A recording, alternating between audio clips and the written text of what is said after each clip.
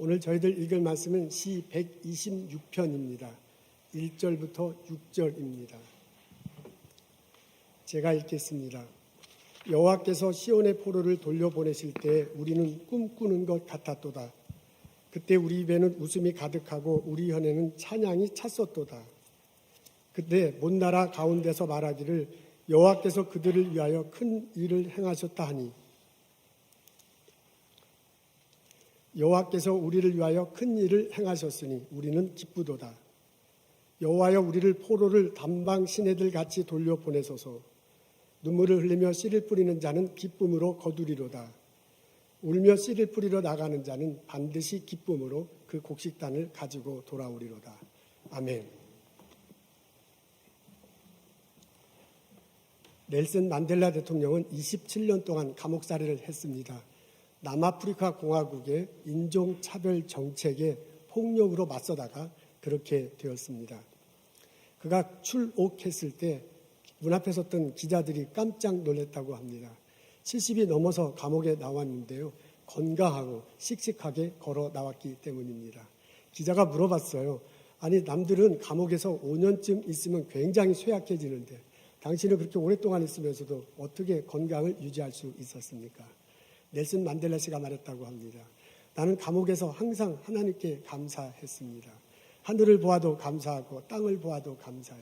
물을 마셔도 감사하고 밥을 먹어도 감사해. 심지어 강제 노동을 할 때도 감사했습니다. 그렇게 늘상 감사한 것이 나의 건강의 비결입니다. 여러분 어떻습니까?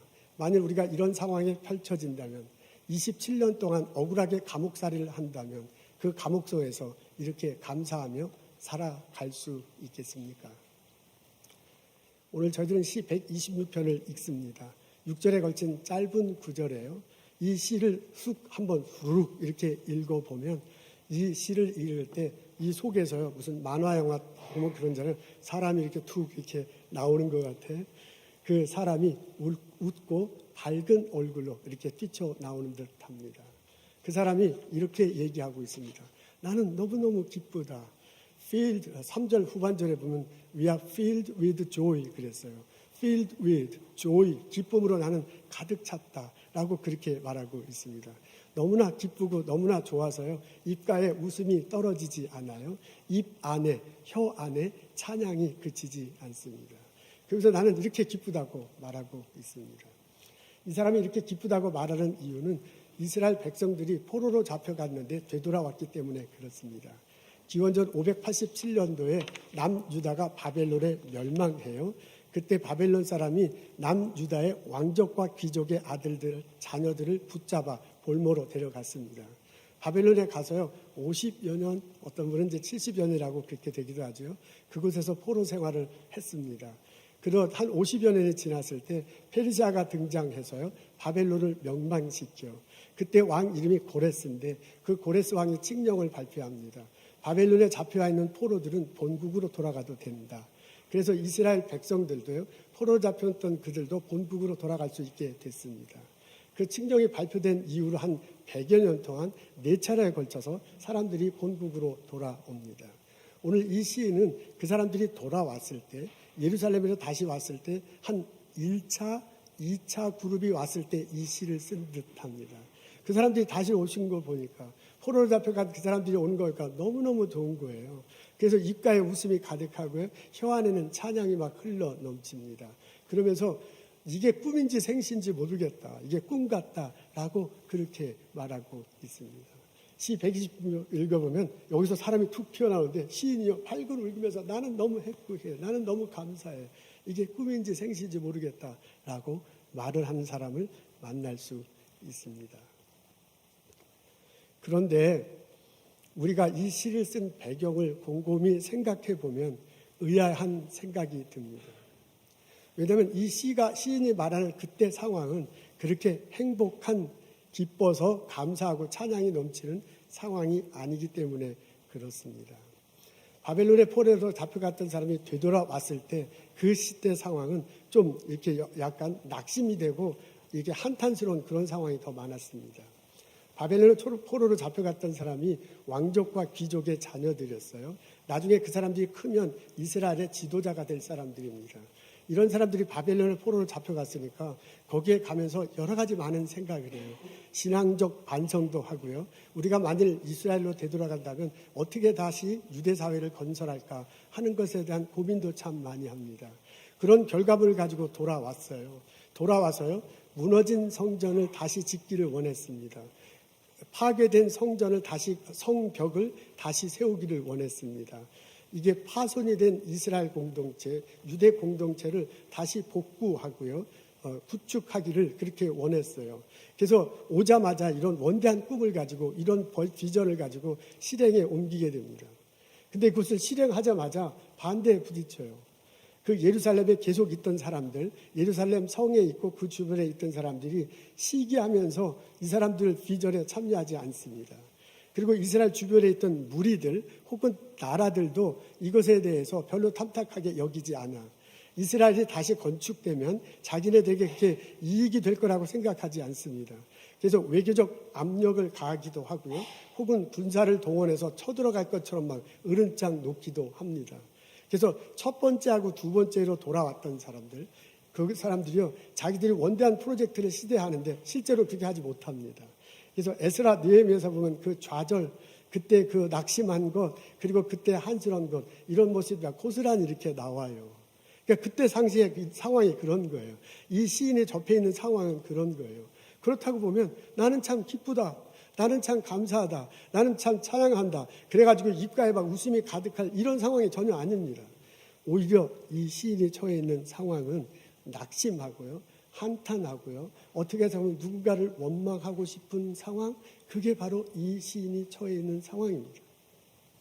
그럼에도 불구하고 이 시인은 말하고 있어요. 노래하고 있어요. 나는 기쁘다. 나는 감사하다. 나는 찬양하고 싶다.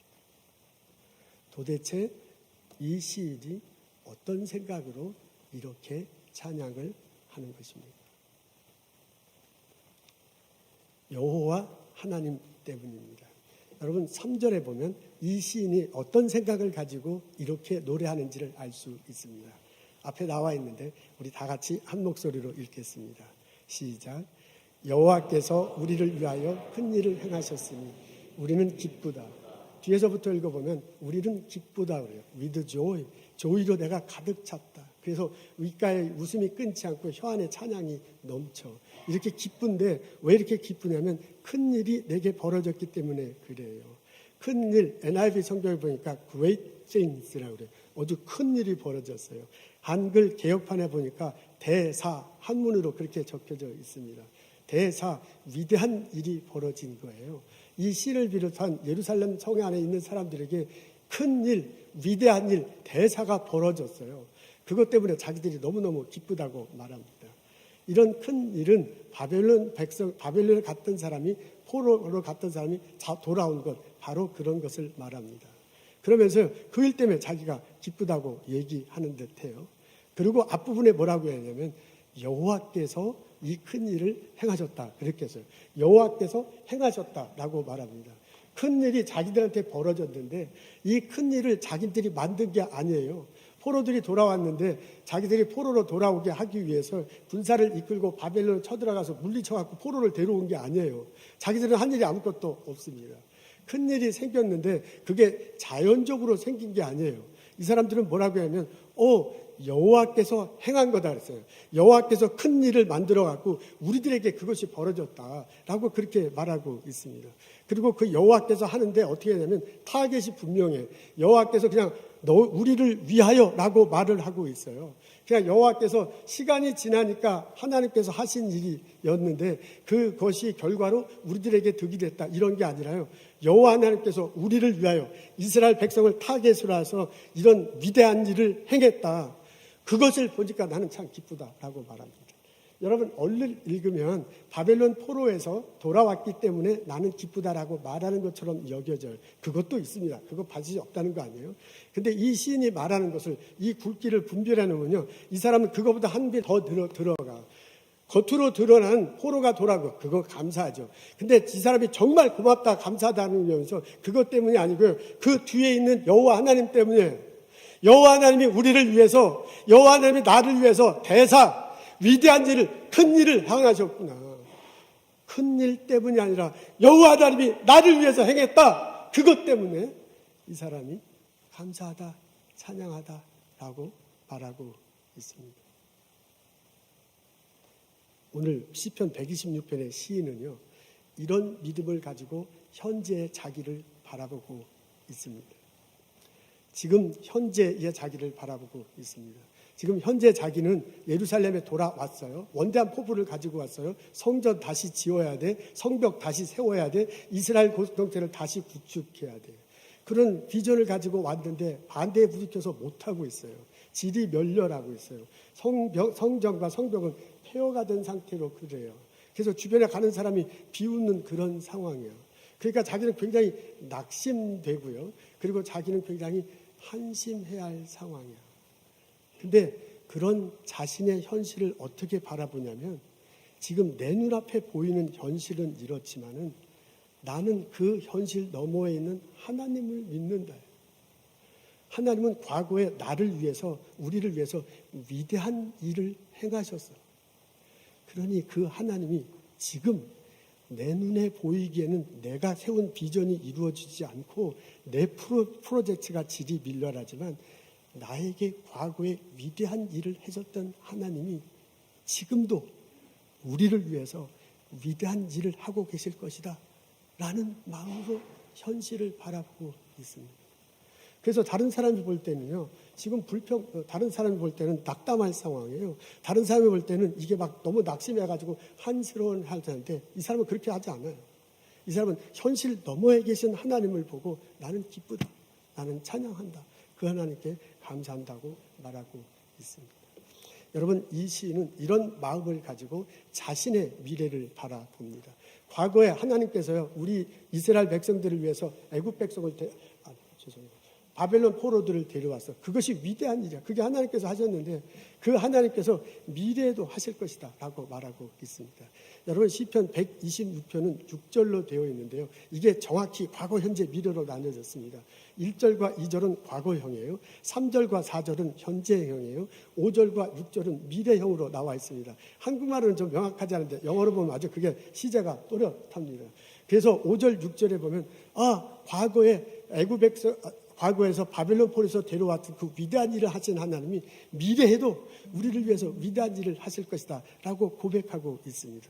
그러면서 그 미래에 펼쳐질 위대한 일은 케이스는 달라. 과거에 있던 것 같고 상황은 다르고 케이스는 다르지만은 그 핵심은 똑같은 거야. 위대한 일을 해준다 라고 그렇게 고백합니다. 그러면서 그때 밝힌 게 뭐냐면요. 그 광야에 남방에서 강물이 흘러내리고 남방에 곡식 뿌리는 것, 그것을 비유하면서 그런 척박한 상황에서도 하나님께서 위대한 일을 미래 해줄 것이다 라고 그렇게 고백합니다. 여러분, 이스라엘 남쪽을 구약성경에 보면 남방이라고 그렇게 표현되어 있습니다. 이스라엘 남쪽에 보면 부엘세바라는 타운이 있어요. 그게 사람이 살 수 있는 마지막 지역입니다. 그 부엘세바를 기점으로 동서쪽의 넓은 지역을 남방이라고 구약성경에는 표현되어 있어요. 히브리어는 네게브라고 얘기합니다. 그걸 쉽게 풀어하면 메마른 땅이라고 얘기합니다. 여러분 앞에 보실 텐데 저게 남방의 일부분이에요. 우리는 도저히 그런 데 가서 살 수 없는 그런 건데 거기까지는 이제 사람이 살 수 있어요. 그 남쪽으로는 더 사람이 살아갈 수 없는 지역입니다. 여기에 비가 온답니다. 1년에 300mm 정도의 비가 와요. 근데 비가 안 오는 여름철에는 걸어 다니다간 죽어요. 우리 같은 사람은 그냥 금방 죽지요. 근데 이제 비가 오는 겨울철에는 어느 정도 이게 살아갈 수 있습니다. 근데 이 비가 오면, 300mm 정도 비가 오면 빗물이 바로 흘러내려간대요. 토양 때문에 그렇기도 하고 주변에 나무와 풀이 없기 때문에 빗물이 그냥 흘러내려가는 그런 모양새입니다. 이런 곳에도 강이 있습니다.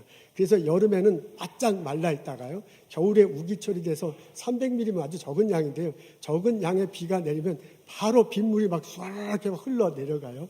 제가 이스라엘 가면 그걸 꼭 보고 싶었는데 그걸 보지는 못했어요. 근데 이제 동영상 보면 나옵니다. 신기하게 그냥 메마른 땅에 빗물이 막 흘러 내려와요. 이걸 와디라고 그렇게 표현합니다. 이런 와디, 메마른 강이 이곳에 있습니다. 여기에서는 농사를 지을 수 있다고 해요. 비가 올 때 이게 씨앗을 잘 준비하고 있다가 비가 올 때 농사를 짓는 거야. 농사를 지을 수 있습니다. 여기에 보면 사막이 여기서 더 밑에가 남쪽인데 사막인데 사막에서 바람이 불으면 먼지가 날려서 이 부엘세바 쪽에 오고요. 부엘세바 북쪽은 이렇게 유대 산맥으로 이렇게 쫙 이렇게 산맥이 또 올라가는 게 보여요. 그래서 바람 먼지가 와서 거기에 이렇게 먼지를 이렇게 사막의 먼지를 이렇게 떨어뜨려 놔요. 그게 이제 오랜 시간이 되면서 흙이 됐죠. 황토 흙이 됐는데 그 흙이 농사짓기 아주 적절하대요. 보기에는 아주 이상하더라도 비가 조금만 있어도 농사를 지을 수 있습니다. 그러니까 비 오기를 기다렸다가 거기에 바로 씨를 뿌리고 농사를 지을 수 있는 거예요. 이것에 빗대어서 이 시인이 노래하고 있습니다. 비가 오면은 갑자기 막 물이 불어나는 것처럼 하나님께서 이스라엘 백성을 돌아오게 하실 거다. 다시 지금 1차, 2차만 왔고 3차, 4차는 아직 안 왔는데 그 사람들이 하나님이 돌아오게 하실 거다라고 그렇게 노래하고 있습니다. 그러면서요, 이 척박한 땅에 농사를 지어서 곡식을 거두는 게 기적과 같은 일인데 그 놀라운 위대한 일을 하나님께서 미래에 해주실 것이다 라고 그렇게 말하고 노래하고 있습니다. 여러분, 저런 황량한 땅에서 비 오기를 기다리고 씨앗을 들고 비 오기를 기다리면 얼마나 애가 타겠어요. 그리고 비가 오면 바로 거기다 이제 뿌려야 돼. 그래야 농사를 지을 수 있습니다. 근데 그 작은 양의 물도 매년 오는 게 아니라 안 오는 때도 있대요. 그러면 그게 가뭄지면은 다음에는 농사를 못 짓는 거야. 지금 농사를 못 지면 내년엔 그냥 그 사람이 굶어 죽어야 돼. 그러니까 이 씨앗을 들고 비 오기를 기다리는 그 심정이 얼마나 애타겠어요. 그 애타는 심정을 눈물로 표현한 거예요. 눈물을 흘리면서 씨앗 들고 있고요. 그 다음에 비가 오면 눈물을 가지고 뿌려. 근데 고맙고도 감사하게 그런 척박한 땅에 비 오자마자 그렇게 뿌린 그것이 추수 때가 되면 곡식을 맺게 된다는 거잖아요. 그래서 눈물을 흘려서 뿌리는데 곡식을 떠올 때는 기쁨으로 뿌려. 그러니까 이게 눈물로 뿌리는데 기쁨으로 거두게 되는 요 중간에 이 일이 내가 한 일이 아니다. 그거예요. 이거 하나님께서 씨 뿌리기 하나님께서 요거 잘하게 하신다. 그것이 하나님께서 위대한 일이다. 그것이 큰 일이다라고 그렇게 고백하고 있는 겁니다. 그러니까 이 시인은요, 그 척박한 땅에서 씨 뿌려서 농사 짓는 농부를 기억하고요. 그런 일이 그렇게 생각하면서 그런 일처럼 나의 생애에도 우리 이스라엘에도 미래에 그런 일이 벌어질 것이다. 과거에 위대한 일을 이뤘던 하나님께서 미래에도 위대한 일을 우리 백성들을 열어줄 거다. 그런 믿음을 가지고 자신을 바라보고 있어요. 그러면서 그 믿음을 가지고 지금의 나를 바라보는 거예요. 아직도 성전 못 졌어. 아직도 성벽 못 세웠어. 아직도 이스라엘 공동체는 흩어져 있어. 그래서 나의 비전은 온데 갈 데 없어. 내가 프로젝트 아무리 하려고 해도 반대 부조도 못해. 그래서 남들이 볼 땐 좌절해. 남들이 볼 땐 한스러워. 남들이 볼 땐 낙심해. 남들이 볼 땐 이게 뭐 눈물 흘릴 수밖에 없는 상황이지만은 그러나 나는 이 속에서 이 건너편에 있는 하나님을 보겠다. 하나님의 이스라엘 백성 되돌아가게 하듯 그 위대한 일을 하신 하나님. 앞으로 미래에 아무 메마른 땅에서 곡식 자라게 그 위대한 일을 하게 하실 하나님이 지금 나의 삶에 우리 예루살렘을 위해서 위대한 일을 하실 것이다 하고 계시는 중이다. 그것을 고백하고 있습니다. 그래서 낙심하고 한탄할 상황밖에 안 되지만은 나는 감사한다. 나는 기쁘다. 나는 하나님께 찬양한다. 노래하고 있습니다. 이 믿음이 이런 안목이 우리들의 것에 되기를 주님의 이름으로 소원합니다. 시 126편에 나오는 시인은 하나님만을 바라봅니다. 하나님만을 철저하게 바라봅니다. 그분은 자신의 환경, 자기 주변에서 같이 일하는 사람, 자신의 능력, 그리고 때를 별로 중요하지 않습니다. 그런 것도 염두에 두어요. 그러나 그것보다도요, 그것 뒤에 있는 여호와 하나님을 바라봅니다. 사실 우리가 살아가면서요, 우리가 어떤 프로젝트를 수행하면서 환경의 변화를 예시 보는 것이 상당히 중요합니다.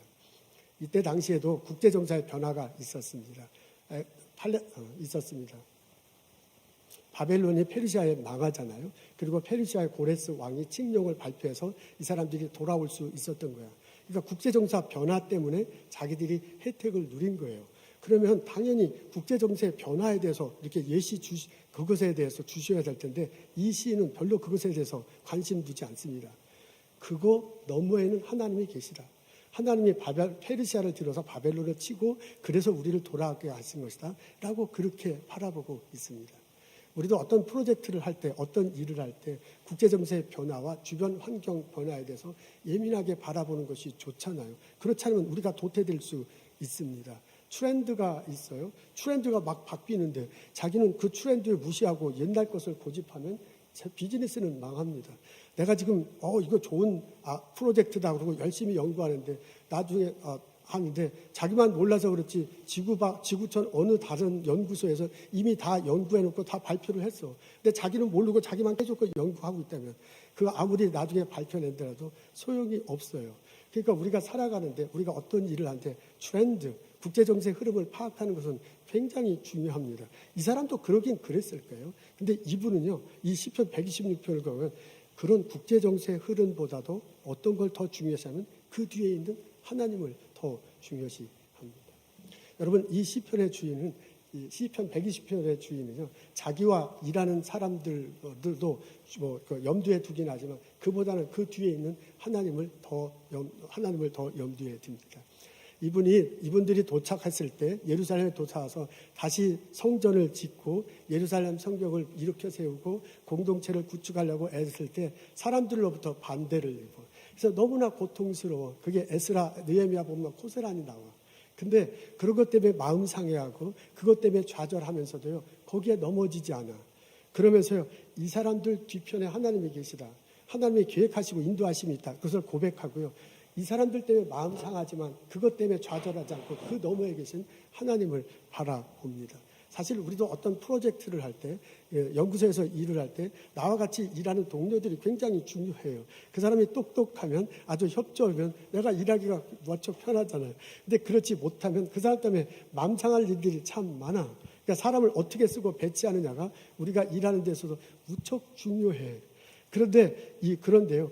그런 사람도 중요하지만은 이 시인은요, 그 주변에 있는 사람 너머에 하나님을 본다는 것, 그것이 굉장히 이 사람의 장점입니다. 이 시인은 사람 너머에 여호와 하나님을 바라보고 있습니다. 여러분, 우리 일하다가 우리 살아가는 데 있어서 나의 능력을 제대로 파악하는 것은 굉장히 중요합니다. 오늘 5절과 6절에 나온 농부를 보면 이 농부가 이제 씨앗을 뿌리잖아요. 근데 그 농부의 능력에 따라서 결실은 굉장히 달라질 것입니다. 이 농부가 경험이 많고요. 그리고 열심인 사람은 아무래도 좋은 열매를 맺을 거예요. 근데 이 농부가 경험이 없고요. 게으른 사람이라면 그 결실은 좋지 않을 것입니다.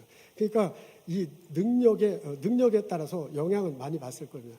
근데 이 5절, 6절에 읽어보면 이 농부의 능력에 대해서는 별로 생각하지 않아요.